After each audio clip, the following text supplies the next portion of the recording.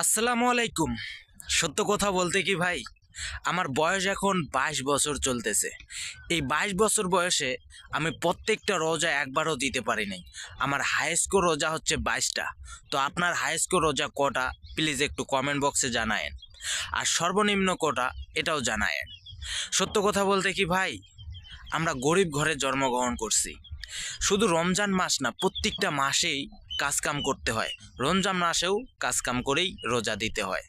আসলে রমজান মাসে যখন কাজ করি 17টা 18টা 15টা রোজা দিতে পারি খুব সুন্দরভাবে, কোনো ক্লান্তি লাগে না। কিন্তু শেষে রোজাগুলাতে দিন বড় হয়ে যায়, তাপমাত্রা অনেকটা বেড়ে যায়, এজন্য রোজাগুলা দিতে পারি না। আর রাজমিস্ত্রির কাজ আর কি বলবো, সন্ধ্যার সময় আরও চাপ বেশি বাড়ে। বুঝেন নাই? সন্ধ্যার সময় আরও চাপ বেশি বাড়ে। গ্রাম অঞ্চলে কাজ করি, বুঝছেন না?